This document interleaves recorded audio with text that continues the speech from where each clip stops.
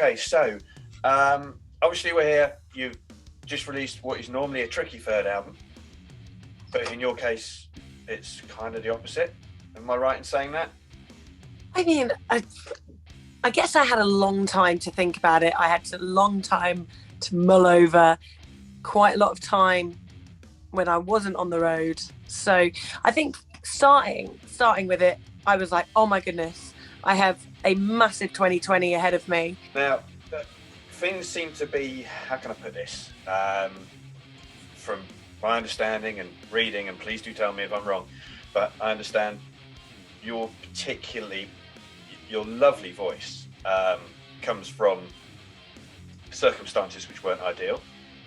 Yeah, definitely. And the production of your album coincided with the production of a child. Yeah, and that's exactly that right. also wasn't necessarily as smooth sailing as it could have been, if you don't mind me mentioning that. No. So I don't want to tell, because they obviously I know roughly what's happened, but if you can enlighten people, the voice side of things is bizarre, because what a strange way to get a wonderful voice. Yeah, it's I mean, considering I'm a new mum and I now have that constant worry that you have, there is a child, and if he gets ill, like what happens? Well, my poor parents had that with me. Actually, I was in a coma this time 31 years ago. I got the last ventilator in Southmead Hospital during an epidemic of pneumonia, and I was very, very, very sick child, and spent 17 days on a ventilator, a month in hospital. And when I came out, thankfully, miraculously, survived it, which is amazing. And just, I just can't imagine what my parents went through. But I couldn't walk, I couldn't talk, and I had to relearn everything. And one of my first memories actually is being in Southmead Hospital, being like held up by a nurse and then just falling over because my feet had gone completely flat from being to where they put the oxygen through, something like that. I think that was very technical, wasn't it? But yeah, my feet went completely flat. So that's my first memory. And when I started talking again, gone was my sort of normal childhood voice, and in its place was a very, very, very husky, smokes 60 a day kind of vocal. My parents were like, what is going on? So they took me to a ear, nose and throat specialist who sort of checked me over, and he said, look, she's been through a lot of trauma. Like, there's a lot of trauma, and I wouldn't want to, put her through anymore. But if she ever sings, she'll be great at singing the blues. So this is what he genuinely said that, and my parents were like, "So we've our baby's almost died, or our child's almost died, and we're now taking her to a voice specialist who says maybe one day, if she's ever a singer, she'll be great at singing the blues." So that's what they've said. So it was you're almost instructed from a very young age, I guess. I mean, it is. I mean, that was something I did want to come to, actually, because you have undoubtedly managed to you make, you write, you produce this music which is so perfect for your voice. And I know it sounds daft, because it kind of would, I guess, because it's you and it's your voice, but you know what I mean by that. It really is. It marries beautifully. And I was trying to think of ways. I've read people referring to your voice as smoky, which I think is a really good description, but I think it's almost like a contradiction, because it's like a husky voice but smooth, and I guess that is smoky, I don't know, but it's a really, really nice natural sound, and it's lovely to hear somebody doing country and blues music and not putting on an American accent. That's refreshing. You can tell straight away that you are, you're UK born and bred. You've got such a lovely voice. But yeah. So how did how does a Bristolian get into country music and blues? Because it's not, I mean, I've spent some time in Bristol. My little brother's there. And as much as I've seen live music in beer gardens and so forth, I wouldn't think of it as a centre for, you know, the country and for blues music, or have I missed a trick?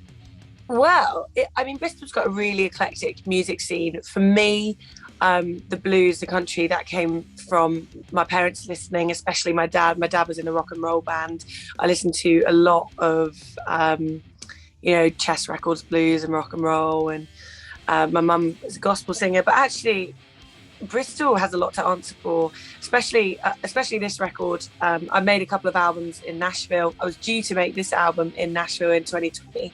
Obviously, we know what happened, so I couldn't do that. But I worked with an incredible touring band who are not, mostly from Bristol, and they are so steeped in blues chops, blues and jazz and they and there's so many incredible blues, country, jazz session musicians in Bristol, and it just and that is all fed into this album. So, and then you've got artists like Yola and Lemonade and Holly Carter, and they're all from Bristol, and they're all incredible Americana artists. You've got really cool scene.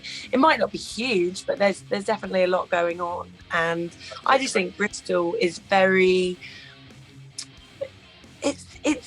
it's vibrant and interested, I think, in music, and I feel very excited to be part of the Bristol music scene. But because I'm touring so much, I often don't get to experience it so much now, but I love it. I sit very much corrected. There's obviously yeah, that's one for the research, I think. But I think though, a lot of people think about Portishead and Massive Attack and trip hop, and because that's what Bristol is known for. But there is loads of exciting things going on as well, and just walk down the Gloucester Road on a Thursday night and you can see some of the best musicians in the UK just jamming down that street. So you're in the right place. When you're explaining about your background and past, you've almost flicked past saying your mother was a gospel singer. Yeah, so she's been singing in church for forever, really. Started very much sort of gospel music. Now it's more singing in the local village choir. So she's still singing as well. Oh, that's lovely. I mean, but it also makes a lot of sense. I mean, when I was listening, one of your songs I listened to earlier, looking at my notes, be honest, because all good. It's always good to write stuff down. I think it was The Game, which has got backing singers that've got a very gospel vibe and so forth on there. And that kind of makes sense because, as I say, it's a very difficult thing to describe your music. Very difficult. Because it isn't a genre. It really isn't. Some of it sounds, dare I say, almost like really nicely polished pop music, if you heard one little section. Then you've got some wonderful kind of country guitar and then blues singer. I mean, in fact, there's a really good way of pointing out that I'm not mad, okay? So, your album is currently #1 in the UK blues charts, #2 in the UK Americana charts, #4 in the UK indie charts. They're different charts, 3 different things, and you're obviously classed as all of them. So I mean that's really, really, really fresh, and you don't have this. How can I put it? There isn't a set typical sound. So you couldn't listen to. I mean, earlier on I was listening to. There was one in particular, absolutely adored, and it sounds. I remember right. Yeah. So. Cheats and Liars. That sounds like it's it sounds like an epic film soundtrack. It does so, doesn't it? You could have that on a country and western film. I mean, that is so atmospheric and so epic and massive, and then you know, as I say, they're looking like The Game. You've got a really eclectic, clearly taste in music as well as what you make. I mean, going forward, are you gonna, hopefully, the answer is yes, are you gonna continue to just make what you like? Yeah, I mean, that's what I've ever done. I remember when I made Wildfire, and you have as long as you want to make your debut album. It took me about 5 years to sort of finally buck up the courage and make a full album. And I remember listening to it when it was finished and thinking, my goodness, there's a little bit of everything on this. And I hope people are okay with that. I'm not someone who just wants to be popped in a box. I mean, I owe so much to the UK blues scene and the the European blues scene. Like, they've massively championed me and given me a platform, which I'm so grateful for. But yeah, I remember thinking Wildfire's going to go out, and it's not a blues album, it's not a rock album, it's like a little bit of everything. And I remember getting a review from Maverick, which is a country review, which was really glowing. And then I got a review from Power Play magazine, which is like rock and metal. And it was glowing. And I thought, maybe people like this. Maybe it's okay. And ever since then, all of my albums have a little bit of everything. To coin Yola, I'm genre fluid. I don't want to be put in a box, but I also don't try not to be, if that makes sense. Like, I just write what I want to write, and as long as I'm writing,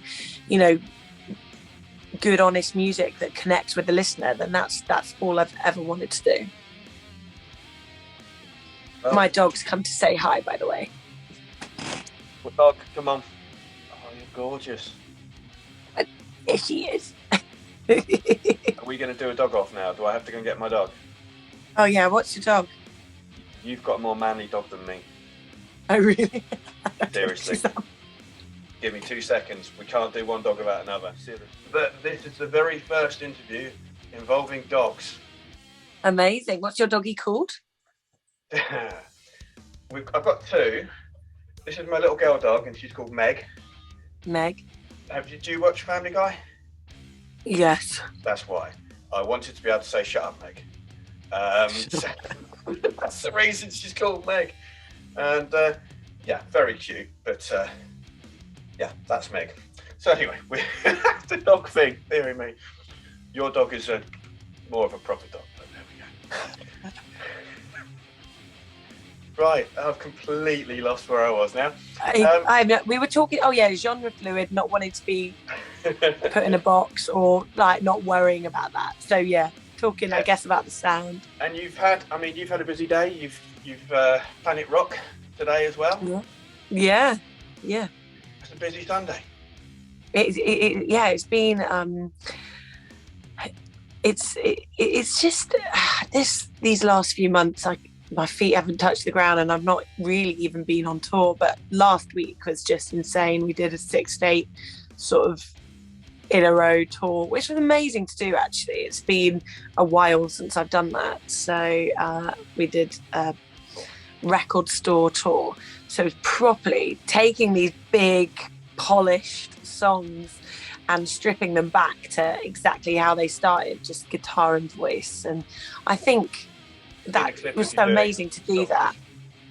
Pardon? One of them was recorded, so I saw it online. Awesome. It was just you and a gentleman with guitar. Yeah, it's Joe Wilkins on guitar. We've played together for years and years, and he's all over this album. He's a guitarist that you hear, and a really special player. So, one thing I always do like to ask people, purely because it tells you quite a lot. Musically, this will be interesting with you because you are not really pigeonholed. What's your guilty pleasure? Journey. What's the music you play in a car and enjoy that you would never tell anyone else about? I do, yeah, a bit of Journey. I tell you what though, there's one. Taylor Swift. Yeah, she was number 3 in the Americana charts. I was like, Yes. I love T Swift so much, honestly. Yeah, but she's probably my uber guilty pleasure, so much so that I actually covered Shake It Off, and that's on Wildfire. And that's actually the story of basically how I ended up making albums in Nashville. A producer heard my cover of Shake It Off and was just like, I need to work with this girl. And I ended up making a record in Nashville, being like, why the heck am I in Nashville? Like, how did this happen? And then working with Dan Auerbach. And how was that though? I mean, that's another world. I can only imagine. I mean, I've been 10 times now, although I haven't been since 2019 for obvious reasons. But I remember I landed in Nashville, wandered down Broadway as you do, met up with Brad Knoll, who'd kind of set the whole thing up, and Bobby Wood, and Bobby then set me up with some co-writes, and the next day I was in writing with him and Roger Kirk. And Roger Kirk is, they're legends. And Bobby has worked with Johnny Cash and Neil Diamond and Elvis and Dusty Springfield. And I was just like, how am I here? And how have I literally just landed and this has happened? People go to Nashville and, work their ass off just to get any kind of my whole time going, so Dusty Springfield, how's I've been starstruck talking about them. Yeah, exactly. I mean, for me, Johnny Cash is just like, and Bobby just sits and tells me stories about recording and touring with Johnny Cash. This is madness. And then I end up in a studio, and recording in Nashville is just like, it happens so fast because this is what the musicians do in, day out. And I think when I first recorded Wildfire, I kind of wasn't really prepared for that. And we recorded half the album in a day. Then when I went back and did Road I Call Home, I was prepared for it. I was ready for it. I was like, okay, cool, I got this. I know what I'm doing. I'm seasoned pro now. And I really enjoyed making Road I Call Home, I think. Wildfire was a little bit deer in the headlights, kind of, whee, Bristol girl in Nashville. And then Road I Call Home, I was ready for it. So, going forward, what's the plan? Are you going to tour this album? So, I have actually kind of toured this album a little bit. I'm an indie artist. I get to do whatever I want and make up the rules or rip up the rule book. And actually, this album in my head was meant to come out in September last year. I had a big tour, October, November, December. It would make sense for the album to have come out, apart from the fact that everyone around me was like, no, Els, you've just had a baby. You'll be promoting the record as soon as you've had your baby, and we actually want you to take some time off. So thankfully, they sort of said to me, no, even though I'm the one who's meant to make up the rules. And so we started the album campaign in August, and then obviously that's been going for the last 6 months. But all through that, I was actually touring, and so we played songs from the album, which is kind of a little bit arse backwards, and you probably shouldn't let kind of bootleg versions go on YouTube before the big shebang comes out. But I couldn't sit on this album. I couldn't have taken 18 months off because of COVID and then gone back and just played songs from Wildfire and Road I Call Home when I was sat on this. And I don't think it would have been good for us as a band either. So I was like, we're going to do this. We're going to play these new songs and we're going to gig them, because none of them had been gigged before. So it was great fun doing that. We have a show in a couple of days, which is the big album launch party. And then we were meant to be in Scandinavia and meant to be in Germany, but sadly those have been postponed. So I actually have 6 weeks off touring again. And then it's festival season, and we've got loads of festivals throughout the summer. And then I have something really exciting that I haven't announced yet. I'm just itching to tell people. And then there should be some headline tour dates at the end of the year as well. I read the review of yours in the paper, and it did make me smile, because review of the new album and review of the new Oh God, Stereophonics album. You both got the same score. I know. I tell you what though, I really like Stereophonics. I love them. You know, I was an indie kid in my teens, and Stereophonics are a huge part of that. And I was thinking about it. I was like, I reckon I could. It wouldn't sound amiss if I opened for them, which kind of was a weird thought. I was like, maybe one day I could open for Stereophonics. My daughter was born at home, and whilst I was listening to Stereophonics, to put it out there. But I quite like Stereophonics. Yeah, she was born to the sounds of the phonics. But do you know what? This is been. I know people such a cliche, but I've enjoyed this so much talking to you. I would love to just sit in a pub and talk nonsense with you for a whole evening. It'd be great. But I am running out of time. Okay. And not me personally, but as the interviewers. So, firstly, thank you for talking to us. It's been great. It's so good to see success coming out of the UK and new, really genuine new talent, not something regurgitated from anywhere else. So wonderful. You're amazing. For people who won't know this, unfortunately, I caught you off guard. So you've literally managed to make yourself look as you do, from a mum who's just dealing with a baby to how you do now within about 5 minutes, which amazing. Just thank you for that, and you look amazing. So bless you, thanks. please keep in contact with us here on UK Rock News. Or Rock News UK. I always say it the wrong way around. It's actually on my wall behind me. At Rock News UK, we love to hear and promote and shout about artists like yourself. So anything coming up, let us know, and I would love to chat to you about it. Amazing. And if you ever need guest list or anything, just holler. I can put you on the guest list. It's quite funny because I was chatting with my husband. I think actually I was on the phone to Claire, my publicist, and she said, "Oh, cool, you're gonna speak to Rock News." And Nick said, "I've been speaking to someone from Rock News about you on Reddit," which I was like, "Oh, cool," because I have no idea what Reddit is, but my husband does. So he said, "Yeah, I was chatting to someone back because they posted an article about you." So there you go. Are you? I mean, whereabouts are you going to be playing up and coming? Have you got plans at the moment, or is it? I know you said about festivals and so on, and you're going to have a break. But are you doing any sort of even smaller gigs about, or?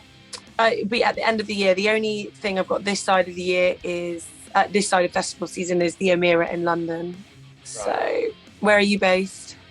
I can go anywhere to give music. Oh, cool. But I'm in the Midlands. Okay, so I'm playing the Robin 2 in Bilston.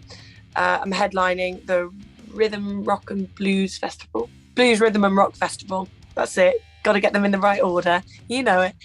Blues, Rhythm and Rock Festival on the 8th of May. So, just drop me a message and I can sort you out some time. Amazing. I definitely will. It would be great to see you live. So thanks again. It's been ever so great to meet you and your dog. What's your dog's name? Roxy. Oh. She's part rock star, mostly fox. And she's got my socks in her mouth. Perfect. Rock and roll. Bless. Yeah.